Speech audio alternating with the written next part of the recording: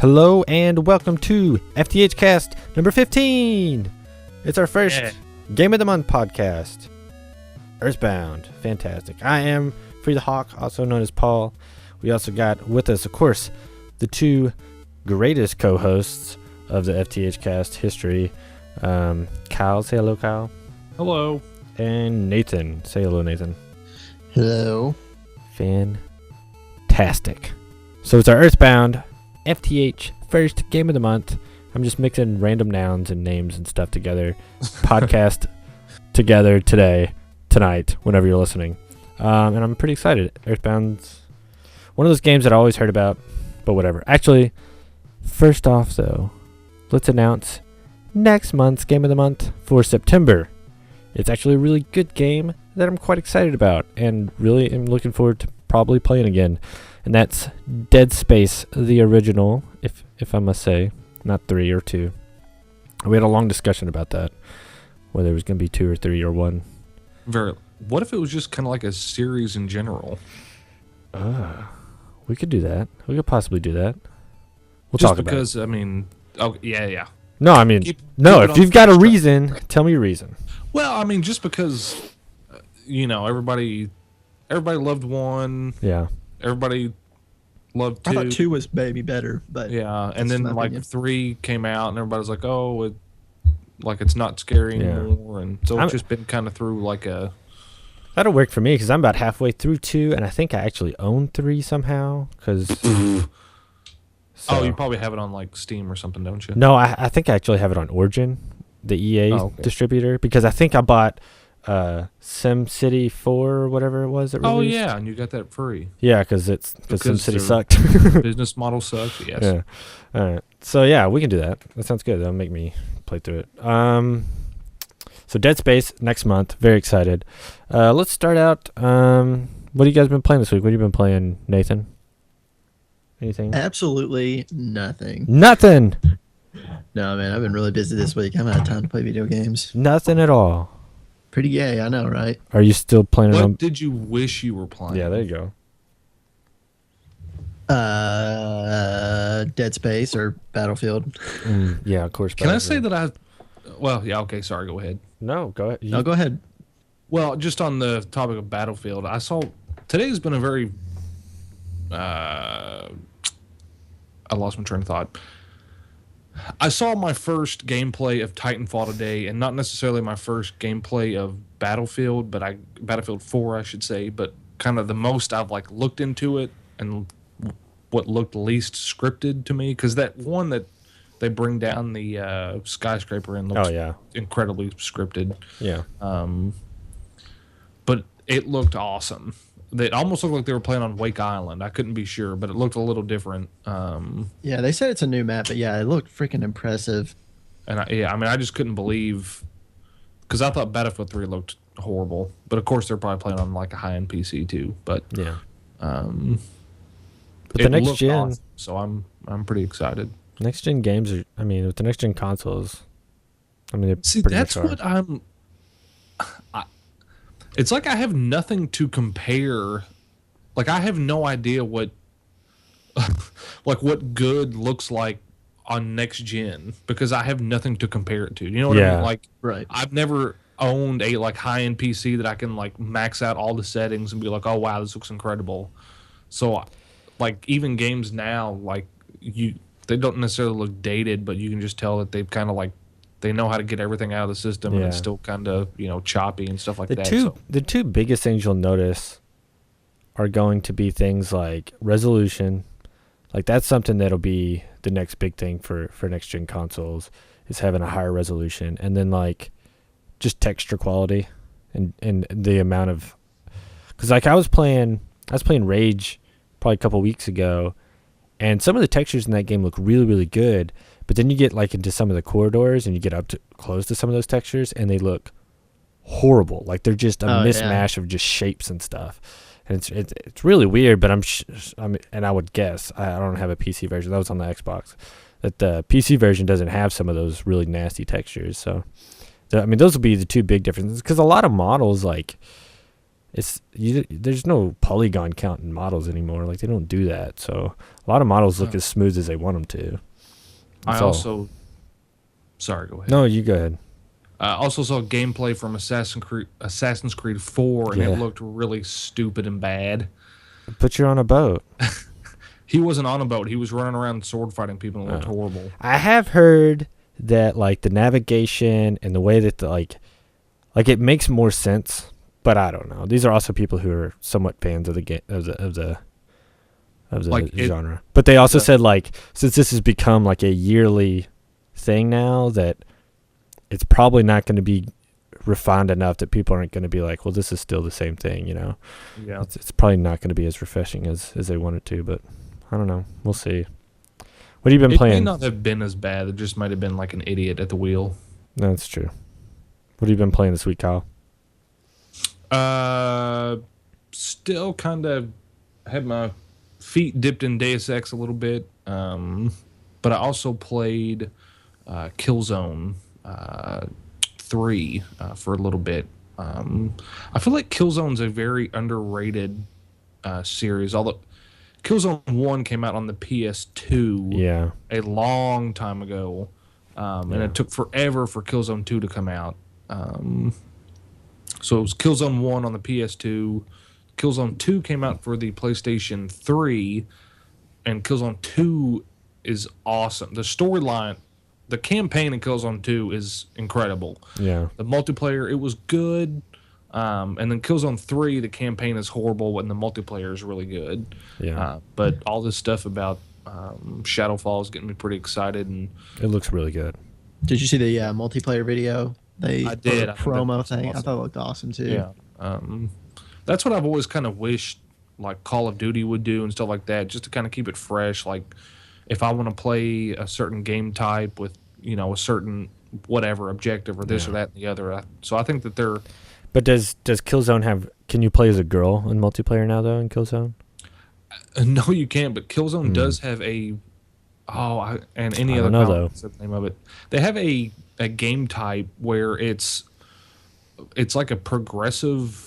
Well, I guess it's almost like Rush on Battlefield, except there's like cutscenes and stuff. Like if the attacking team does the objective, there's like small cutscenes in between, or like segues in between the fights. So it shows you like falling back and, you know, whatever, like putting up defenses, and then you kind of get back in the action, which is really cool. Which also reminded me of, or I saw that reminded me of that was Titanfall. They said at the end of, I don't know if you all saw the Gamescom. Yeah, I did. But you see at the end where they said it's called like an epilogue. So like if your team loses, you gotta like sprint to the dropship. Yeah, and then like if you're winning, like you try to just murder all the people as they're running away. I thought that was awesome. They stole that from Half-Life 2. That really gets me like confused. Or not Half-Life 2. I'm sorry. Team Fortress 2. At the end of the match, like everybody gets Ubered who won, and they just kill everybody. It's not the same, but it's the same. What were you saying, Nathan? But Titanfall supposedly doesn't have a campaign. Yeah. But they said like the multiplayer has campaign elements to it. So I mean, like I don't know if you saw the video either, or Paul, but like at the beginning, you know, it's kind of like some sort of storyline going on. They're doing something with one character in the beginning of this multiplayer match. Yeah. But I don't know. I just don't know how that's going to play out as you play the game. Is it just going to keep repeating the same storyline over and over again? Like I just don't know how that works. I don't know. That'll be interesting. There's going to be a lot of experimentation, I think, with especially the first-person console genre, because everybody feels that that's really stale. I mean, I think everybody except for Activision, they're like, no, this is it. We've perfected it. But it'll be interesting because I bet there's some big surprises with the new Halo too, because now they've like the 4.9 whatever their studio is, 4J, what is it? Who makes Halo now? Is it 343? 343, that's it. They've gotten it out of the way and said, look, we can make a Halo game that has horrible connectivity for some reason. So now I got a feeling that like the next console and everything, it'll be a much more interesting title as opposed to just like a reiteration with a good story. But yeah, I don't know. I'm really excited. I haven't got to look a lot into what Gamescom has been doing this month, this week. But I'm excited for a lot of news. There's supposed to be a lot of Dark Souls news this week. Of course, you guys know I love Dark Souls. So Dark Souls 2, like they announced a beta, which with the way that game works, like it's all about discovery. I would hate to get into the beta because then it would probably ruin a lot of the experience and like the boss battles and stuff. But so I'm excited about that. I'm excited about, I don't know, everything they show off. But is that all you've been playing, Kyle? I don't want to stop you. Yeah, and just kind of trying to, kind of been a light week for me, but I've too been trying to keep up on. For some reason, all the stuff in Gamescom has gotten me. I feel more excited about the next gen than I do like after like E3 or something like that. I don't know if it's because you're actually getting past like all the console stuff and there's just more stuff about games coming out. But yeah, I tweeted earlier this week. I was like, Gamescom greater than E3 because I just feel like it's probably just because it's later in the year, so they're allowed to release more information. But it just feels like there's more information at Gamescom than there is at E3, which is fine. It's whatever. I mean, I don't care. I wouldn't go to E3, and I'm not going to go to Gamescom because it's in Europe. So that'd be pretty awesome, though. It would be. I bet it'd be amazing. There's a lot of people who go, but maybe if it ended up in like an English-speaking country or something like England or Ireland or England. Or Wales. Or Scotland. I don't know. What have I been playing this week? Oh, geez. Tell us, Paul, what have you been playing? Well, Battlefield 3. No. I've actually never played Battlefield 3. I know. I was actually going to ask you, have you actually ever played that? I played the demo, the multiplayer demo, but I just never owned it. Like, if I tell you right now, I would own it right now if it was on Xbox Live, like digital download, but for some reason it's not. And I just don't feel like going out to the store to buy it. I just don't. I'm lazy. I can download games. Give me downloads, please. I don't want to go to the store. Download that on PC. It looks awesome. Yeah, I'm sure it would be, but then who am I going to play with? A bunch of hoochie moochies up there? I don't know. I'm sure you can find have like practice servers. At it, and you'd be like, "Sorry guys, I'm Noob Lord. I'm Noob Lord. Free the Hawk." Oh, jeez. No, I've been playing. Let's see. I played a lot of Awesomenauts this week with my good friend Mitch, which I felt kind of bad because like first night we played, we did pretty good. We lost a couple games, but we won a few games. But like we played 2 nights ago, and he texted me. He was like, "Dude, I've been winning. I've been playing with these games. Like I'm on a row. Like me and these guys have been beating up on people. Do you want to play?" And I was like, "Yeah, sure, let's play." And I got on and we lost every single game. And I just got to the point where like I would run out and I would die, and then I would just start laughing because I would die so fast. And I think Mitch got a little mad at me, but so I played a little bit of Awesomenauts, which I just love. I've been playing a lot of competitive games because I actually started playing a little game called Smite, which is kind of the same idea, except for it's like a third person over the shoulder kind of deal, but you have like, it's just multiplayer battle. You level up, but each time you start out at level 1 and you max out at level 20. But there's a couple different game modes and it's free to play. And the first few times I played it, I like kicked ass at it. It was amazing. It was just so much fun. Oh my gosh, I had so much fun. But then I started losing a lot because I literally played it for like, I don't know, probably 4 or 5 hours yesterday. So I'm kind of excited about playing. Speaking of that, this is probably not the right place to do this, Nathan, but we still going to play Halo after this? Or you? Yeah, we can. That's fine. Okay, cool. Oh, wow. Nathan doesn't want to play at all. I know. But as long as he plays one match with me. I did play a little bit of Halo. I texted Nathan. I was like, "Hey, Nathan, you want to play Halo?" He was like, "Yeah, sure. I'll be on in a bit. I'm over at my brother's house." I played all night by myself. Dude, I got on later and you were off. Because Whatever. We're going to play with you. Whatever. I'm sure you were like, "Oh, good. Paul's off. We can play now, Logan." That's exactly what I did. Is it bad that I want to trade in BioShock Infinite? No. Wait, you want to play that DLC first? I know. I was like, I even have the season pass. No, I think you want to wait and play that storyline DLC that's coming out, and then trade it all you want. You can break it in half at that point. Doesn't matter. No point in playing that game. I know that was really random, but I just looked over at my game stand and saw it on there. Is it really bad that I have a bunch of games that I'll probably never trade in because I'm too lazy? And they're all on Steam. Speaking of that, before we get into Earthbound, we need to do that here eventually. Origin's going to make... They have a new policy now that if... And, of course, Origin's EA's version of Steam. If within 24 hours of you starting to play a new game, or a week within buying a game but not playing it at all, if it's an EA-released game or published game, so there's a few litigations here, but if you meet all those requirements, you can return the game, get it fully funded. That's cool. If you don't like it. Now, granted, they're going to watch if you like obviously spent enough time to beat the game and you've done this a few times now, they're going to be like, no. I mean, that's kind of the impression. But they are going to be watching for those kind of people who just like buy it, beat it, and then send it back like it's in 24 hours. But that's a rare breed, I'm sure. But it's actually a really good idea because I buy games on Steam sometime and I'm like, oh, why did I spend so much money on this? Like, why did I spend $30 on this game that I just played for like 10 minutes and probably will never play again? But then again, I have a problem. Speaking of a problem, I spent $230 on one cartridge. You know what that cartridge was? Earthbound. Now, I'm going to give a little history lesson and then we can start talking about Earthbound. Earthbound is a sequel to a game called Mother that was never released in the United States. I think it was actually an NES game. I'm not too sure about that. So this is actually called Mother 2 Gig Strikes Back. That's in Japan. I don't speak Japanese. That sounds exactly right. Oh, it's Gigo no Gayakushu.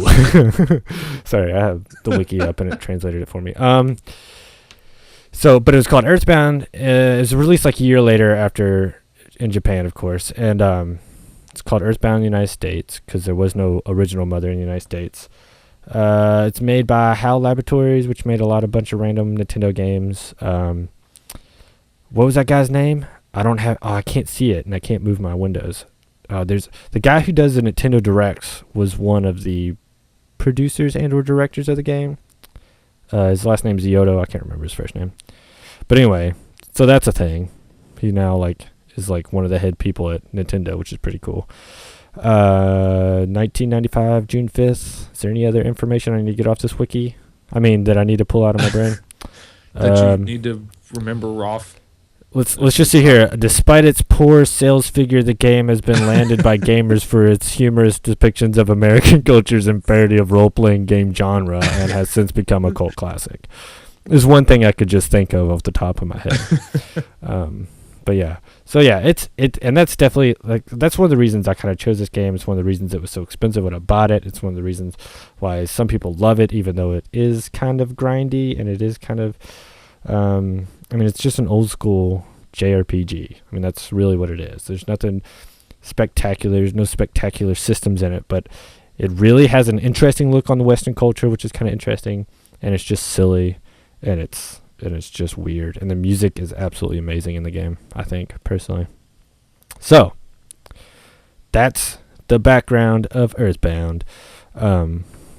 So, you guys have looked at the game. Kyle, you've played it a little bit with me. Yes. I'm the only one who owns a copy, which is fine. It's whatever. It's all right. I'm the only one who's got the cash. At least used to have the cash. I don't have that cash anymore. You are a man among Hey, boys, man, for sure. Dude, I watch these videos of these other guys who are kind of, I would say, about our age, and they do silly videos. And one of them's Peanut Butter Gamer, and every once in a while he'll show himself in his room, and he has a Highland shield and the Master Sword, and he has box copies of the Super Mario 64 and stuff, and just cool stuff. I was like, man, I wish I had that kind of collection, but I'm working on it. It's a small collection. Now, if you're a true Earthbound fan. Uh-oh. Well, I was just going to say, because obviously this came out for the Wii U, probably about a month right. ago. So, if you're a true Earthbound fan, is it acceptable to just have it on the Wii U, or do you have to, actually pony up the money and go and find a cartridge?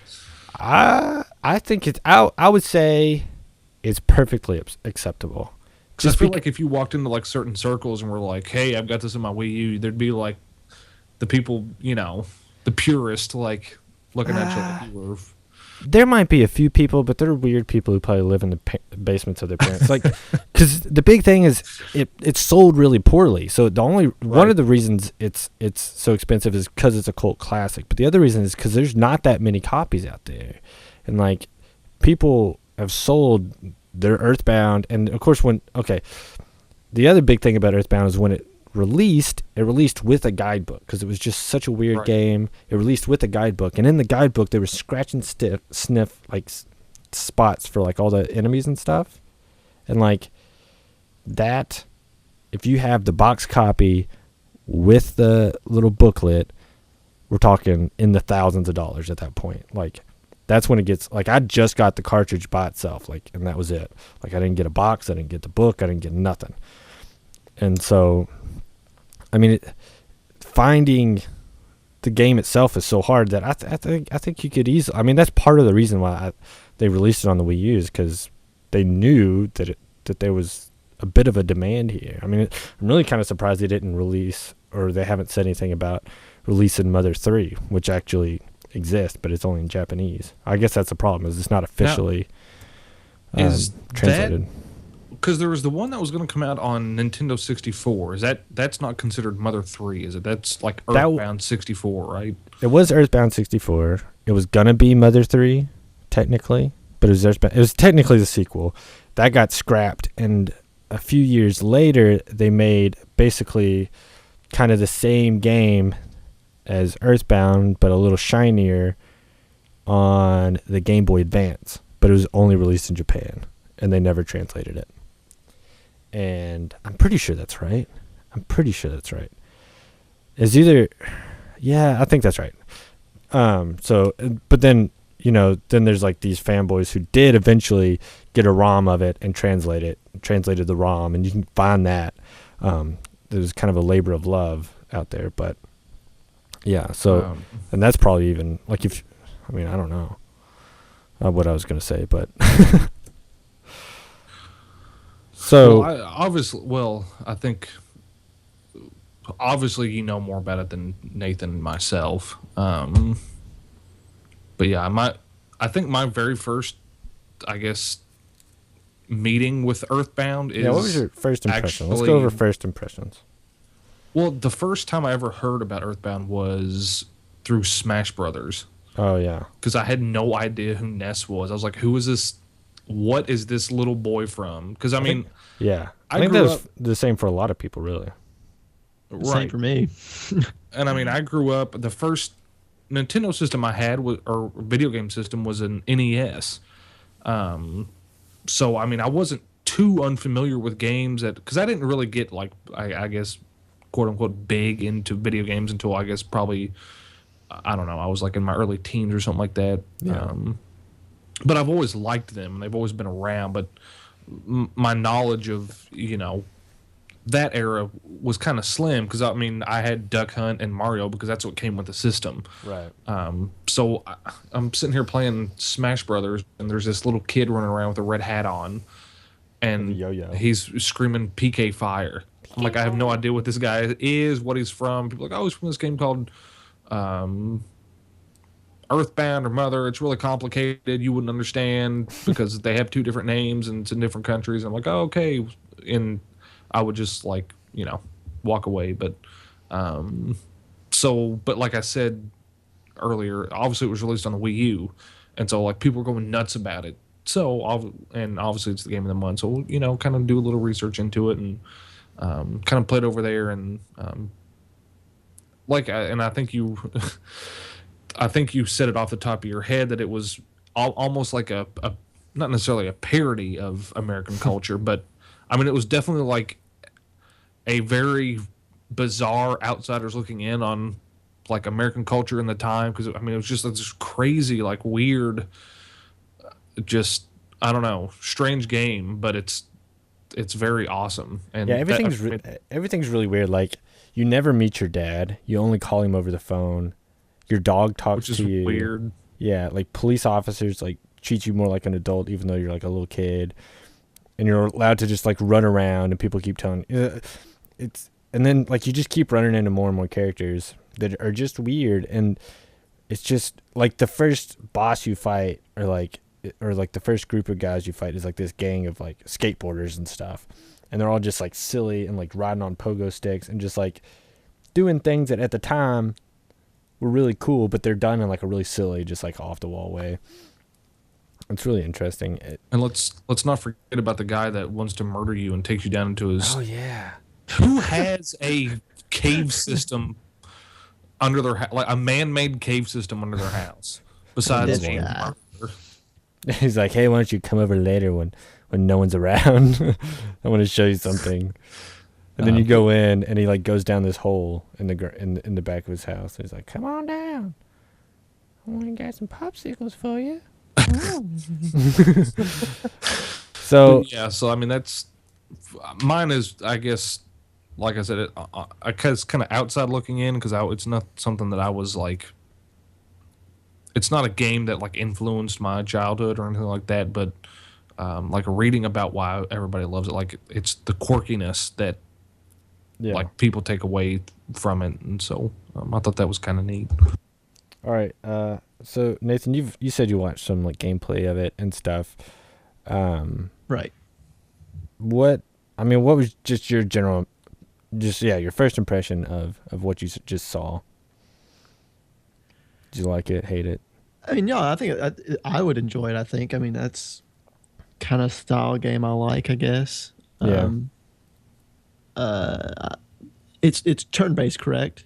Right. Yeah. Right. I mean, I like turn-based RPGs. I don't know if a lot of people do or not, but I don't know, I think they're interesting. So, I mean, like, I've never personally played it, but I think it'd be something I could get into. Yeah, and the battle system is really kind of interesting and weird. And there's some things I started learning about it as I got into it. I haven't gotten very far into it. Like, I haven't gotten my second party member, so I'm not sure how exactly it works once you get more than one party member. But like, you have this little thing that shows your stats, right? And it's like this number, but it's on like a spinner, kind of like, I don't know, like if you were to pull like on a slot machine and all this different stuff spins at different rates and stuff. Yes. It's kind of like that, except for it counts down, right?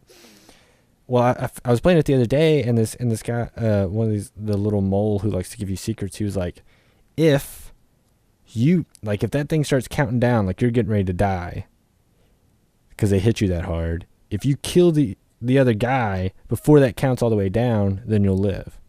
And I was like, well, that's really interesting and very subtle, like game mechanic that you would not expect in something like this. Like, that puts some skills, like, oh, he's hit me, I've got to mash these buttons and kill this guy real quick before I die.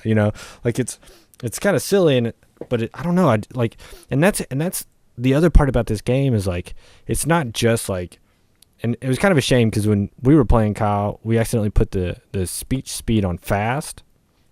Right. But that's basically the battle speech, because so like you'll attack and it'll do all this stuff, and then the other person attacks, but there's like no animations. It's all just done through text, and if you have it on real fast, then you can't really read it that well. But if you don't, then you get ruin the experience. Yeah, if you don't, then you can read it, and you can just see all these silly things. Like a lot of times when you beat something, it's like I was fighting this one blue-faced dude, and it's like random blue-faced guy, and then when you killed him, he's like random blue-faced guy went home or something stupid like that. It's just like he didn't die, he didn't say fainted or anything like that. It's like he ran off to see his mother or something like that. And it's just, so there's like that kind of quirkiness, but then there's like I have a friend, Drew, who's played and beat this game a number of times, and like the final boss, like you can't touch him, but you have to go to these different spots and you have to pray 7 times, and then you can go and you can do it, and then you can kill him. Like, it's not just go in and fight. And I think that was kind of my first impression with the game when I finally got my hands on it, was not so much the quirkiness, but the balls of the quirkiness. Like, it's just everywhere. Like, it's in the mechanics, it's in the text, it's in like the flavor text of the battle, it's in like, you can go up to every door and every door will say something interesting. Like, I finally got into the second town and I went up to the sign and it said, like, if you're reading the sign, then you actually need to be going over here and doing this. I was like, well, okay. Like, and go ahead. Well, I was just gonna say, like, I feel like it'd be impossible for there to be a game like that now. Like, it's almost like researching and stuff like that. It's almost makes you appreciate like that era, because Mm-hmm. it was, you could do stuff like that and not worry about, am I selling Call of Duty numbers, and if Yeah. not, how many people at my studio are going to get laid off. Like, I mean, they may have very well been, I don't know, but I mean, Well, I mean, it definitely. I mean, like it didn't sell well in the United States, which is kind of a shame. But and who knows what that reason was? It could have just been bad marketing or whatever, because obviously we don't have YouTube, or they didn't have YouTube or the internet or IGN or all this other stuff to advertise these games. So but just kind of continuing on that, but like after like playing it, like the weirdness, like if that was in a current gen game, like I don't think people would understand it, or it would just be like, we don't really know what's going on. There's like yeah, crazy fight screens. The color is just very bizarre. And yeah, and they'd give it like a 6 and right. go on. And there's a couple of those games that are just really weird. I can think of like Killer 7 that came out on the GameCube that was really weird. Lollipop Chainsaw that was really weird. But like those games, like some of those games are weird for artistic sense, and some of those games are just weird to be weird.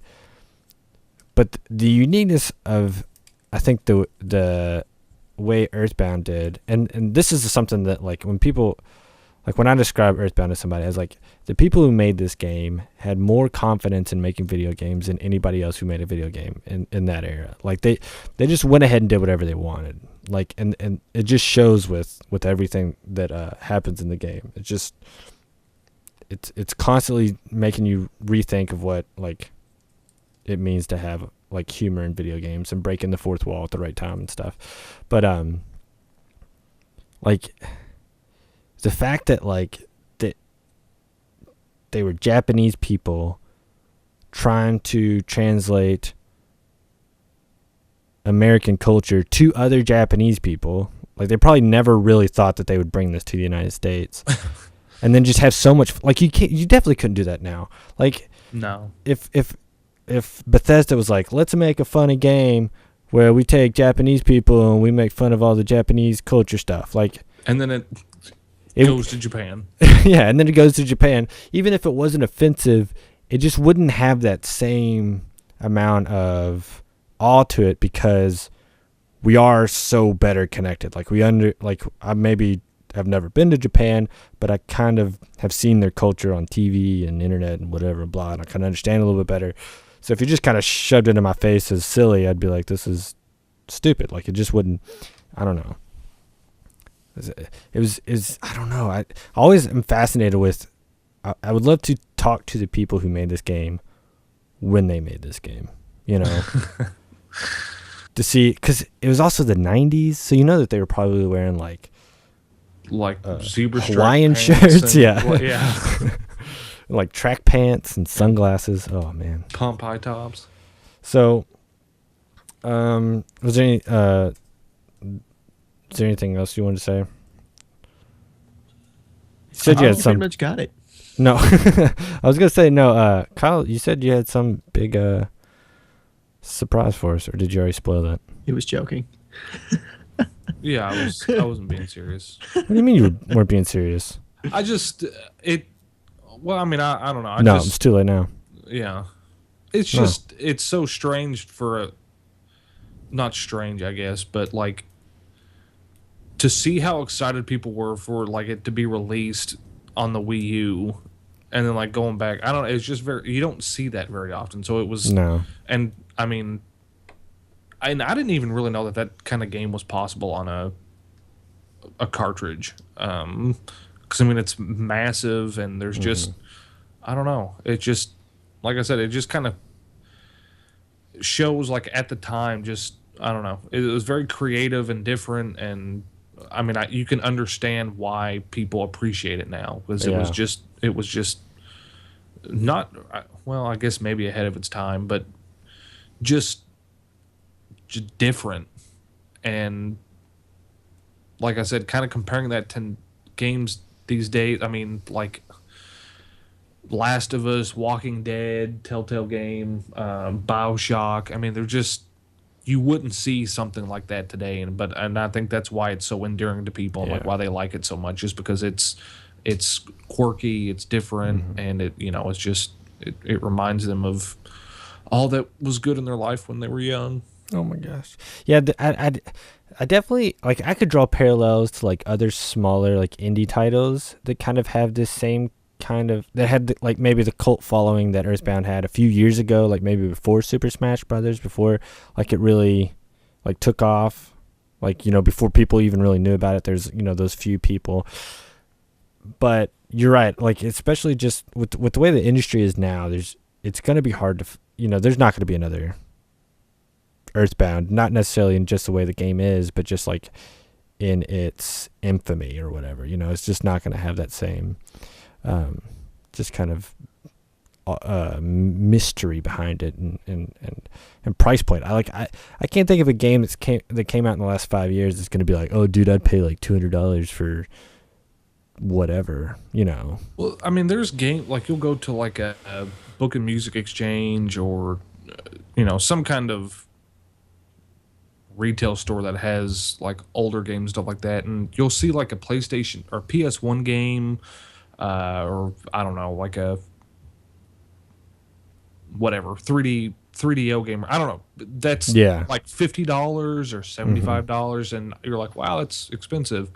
But like to get a like a box strategy guide and game of Earthbound, I mean, you're talking like hundreds and hundreds of dollars. Yeah, if not like at least 1,000. Yeah, so I think that's, like you said, it just kind of shows the cultness behind it. Mm-hmm. Did I just invent a word? Maybe. I'll Google it here in a second. I think we're actually gonna wrap this up short today, for a varying of reasons. But so, yeah. Let's just wrap it up. I know it's a little short, guys. I apologize. But there's a couple things I wanted to talk about, and I didn't want to go like way over time. We're pretty close to where we normally are. So first thing, we are going to change the format. I think we talked about it a little bit before the podcast.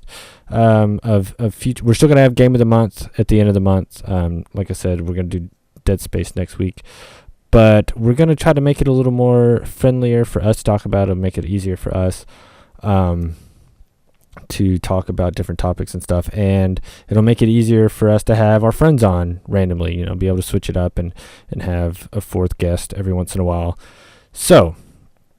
That's going to happen. Basically, long story short, we'll just be kind of bringing our own topics of the week, kind of like we had at the beginning of this episode where we talked about what we played last week. So, like, we'll have like what we played last week, what's been going on, what do we like, what do we not like, what do we have about, just whatever we want to talk about, kind of.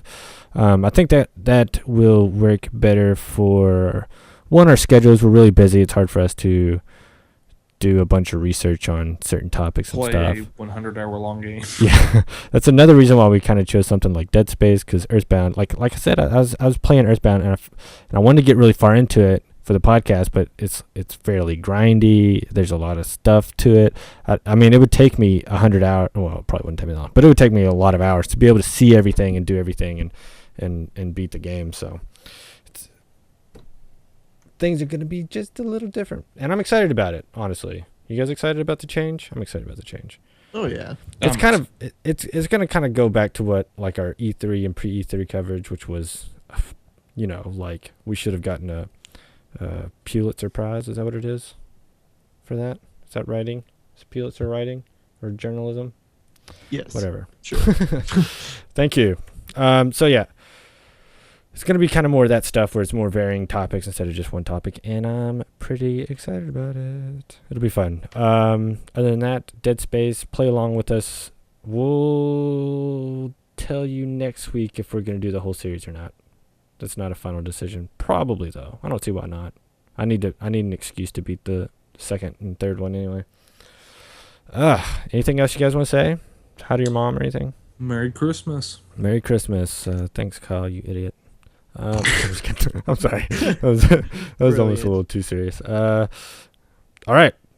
Of course, Twitter's. Oh my gosh, I almost didn't say anything about Twitter. Twitter at Free the Hawk. That's me. And then at Who Am Kyle for Nathan. And then I'm just kidding. At Who Am Kyle for Kyle.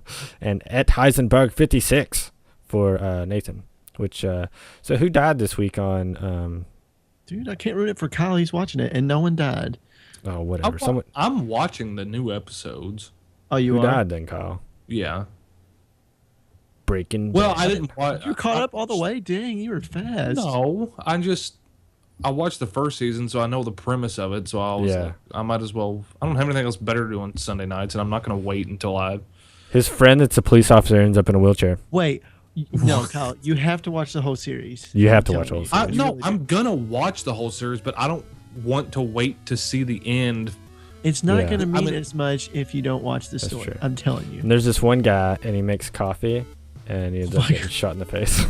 You are just ruining everything. I'm not ruining anything. It won't ruin it until after he sees it. And he's like, "Oh, he was talking about him." He will know immediately. Oh, there's the guy. You talking about the guy that gets his face melted off in the nursing home? No. What guy gets his face melted off in the nursing home? I'm just kidding. Anyway, that's we're gonna start a new podcast next week. It's a Breaking Bad podcast where we talk about Breaking Bad and we spoil it for everyone. It's called Talking Bad, and Talking Bad. Chris Hardwick is on here, and that's a lie. We're not doing that. I said the Twitters, of course. Follow me. Bad. All rights go to AMC, by the way. Okay, cool. Follow me to find out exactly when these podcasts go up and other interesting news. Of course, follow the other two guys if you just want to hear a bunch of blabber about nothing. And also follow me if you want to watch the live streams. I haven't live streamed in a while, but I'm definitely doing it Sunday. I'm doing Smite this Sunday. I'm excited because Smite has a built-in Twitch thing. So it'll be fun. It'll be interesting to see how that works out. And Smite's just really fun. And you'll get to see me own faces or get owned in the face. Either way. I guess that's it. Thank you. Bye-bye. See you later.